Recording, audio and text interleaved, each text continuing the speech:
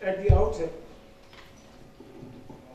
let me emphasize the same thing that Farhan mentioned and Asazama mentioned and Andrew mentioned and Dr. Nazim also, that financial inclusion is not the objective per se. Making the economic development inclusive is the objective. Make the development inclusive. And financial inclusion all is to be used as a tool to achieve that purpose, if the tool can achieve that purpose. Financial institutions in the country, as well as the policymakers, should not lose sight of this dimension while making efforts to enhance the financial inclusion. The focus of the conference on financial inclusion, therefore, should be to bring the excluded population into the financial network in order to allow them to share the fruits of prosperity. Sharing the prosperity, fostering the shared prosperity is the objective, and the financial inclusion can do that, then it is a welcome thing. Let me mention a parable mentioned in Quran in Surah Al-Qalam. The parable says, briefly, not exactly in those words, the parable tells about the people of a garden when they resolved to gather in the garden in the morning, and they planned not to allow any poor miskin to enter the garden to reap the fruits. And when they came to the garden, they did not find anything there. They found the garden in the complete ruins, because the poor people, it was planned to exclude poor people from the sharing the fruits of the garden. This Surah Qalam, verses 17 to 13, describing this parable.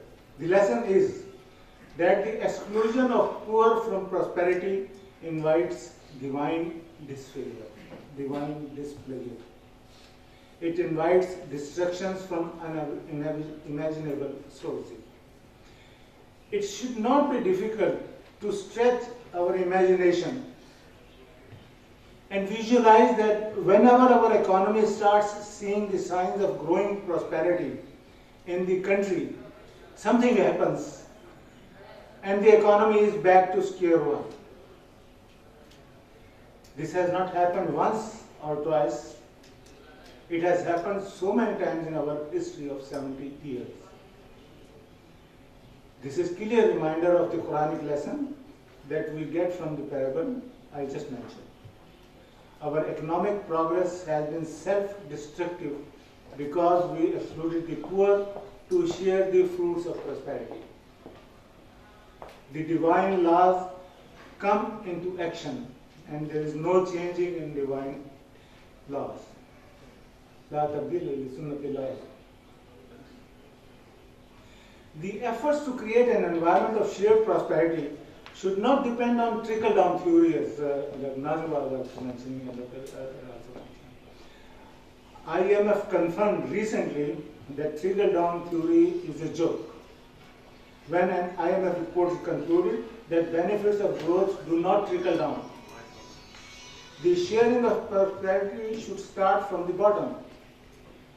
I do not have to remind what Surah Ma'un and Surah Mudassar and Surah Insan say. They clearly say that the elimination of hunger from the society is priority and should be part of the economic policies, including the policies for promoting financial inclusion. The first thing is eliminate hunger, whether you are talking of financial inclusion or development inclusion. In that respect, I do not have to remind the guidance in the Quran, in Surah Al-Hashr, verse 7, implying that financial inclusion should aim at wider circulation of wealth in the society so as to reach the deprived section of the population as well. لِكَيْلَا دُولَةً بَيْنَ الْأَغْنِيَاءِ مِنْكُمْ. That is what financial inclusion means. This brings us to the concept of mobilizing the potential social finance that exists in our society. People are holding lots and tons of money in their pocket, in their hand, to spend it for the poor. My cursory calculations indicate that there is potential of at least $20 billion that people are willing to spend annually for the poor and for social causes, particularly in meeting the welfare needs of the extreme poor. This includes the potential capacity of people to spend in terms of zakah, sadaqah, infaq, etc. Bulk of this amount is currently passing through informal channels, often landing in wrong hands, or people are forced to put them back into commercial activities when they cannot see directly how to make it reach to the deserving, deprived people. Those interested in enhancing financial inclusion should keep an eye on this potential amount of social finance and develop an appropriate institutional framework to mobilize this potential and make it reach the poor, not only to provide productive opportunities to the poorest of the poor to improve their economic status, but also to provide safety nets till they can sustain to stand up on their feet. Islamic history has a glaring example of a waqf system. This system was primarily meant to meet welfare needs of people in this society. Not through the government, not through NGOs, but people themselves personally took interest in meeting the needs of people, poor people in their neighborhood. The system of waqf do exist in Pakistan, but only in name. The current laws demotivate people to establish their own waqf properties to share their prosperity with needy in their community. This system needs to be developed to mobilize social finance and to make development inclusive. And two very simple things are needed to use this institution for the social development. And it will not require government to spend a lot of budget on social development or to eliminate poverty. Only if that this institution of waqf, if it is revived, the people will take care of the problem of poverty and extreme poverty. Two things that need to be done. One is legal reforms that govern waqf properties. Currently, waqf properties are controlled by government. The bureaucrats can change the waqf objective, they can confiscate the waqf property, they can do anything with the waqf property. When this is the law, then obviously people who have money and can would like to make a free kitchen, or would like to make a free dispensary, or would like to make a free hospital, they don't like to do it because they don't know when it will be confiscated from them or will be changed into something else. The other thing that is needed is the financial infrastructure for supporting the waqf activities and for supporting the development of waqf. The interest-based or even the current Islamic banking institution, they fail to provide an attraction to develop waqf properties. And a special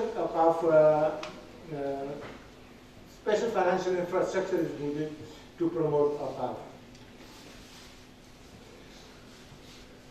For example, revitalization of waqf sector and introduce the concept of cash waqf in the country can make not only development inclusive but may also achieve financial inclusion through waqf.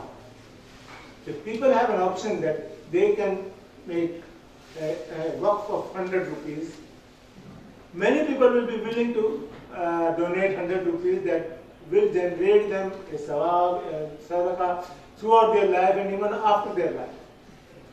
But there is no institution that can collect this cash waqf, keep the corpus as there, and let the profit that comes out of this corpus to be distributed to the beneficiaries like orphanages, education of poor, medical facilities for the poor, etc.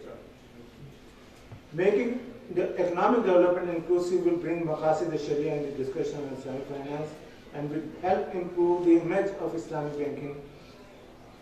Answering the often raised question, what is Islamic about Islamic banking? Whenever people come to the Islamic banks, this is the question they ask from them. What is Islamic? And the Islamic bank shows them the fatwa of the Sharia scholar. And this is not what he was expecting, because he knows the Islamic banking Sharia scholar has approved it. Do you want something to know something else? Expansion of Islamic banking network in the country can produce effective results with respect to developing inclusive finance. But in making our efforts to promote inclusive financing through Islamic financial institutions, we should not forget the following features of the Islamic financial system. Two basic features. Islamic financial institutions are expected to create investors and donors, not lenders, for the population that currently lies excluded from the current financial network. We are finding the lenders for that population which is excluded, and they don't have the capacity to borrow. They cannot show their credentials for borrowing. Second feature is Islamic financial institutions are expected to create entrepreneurs and jobs, not borrowers, when bringing excluded population in the financial network.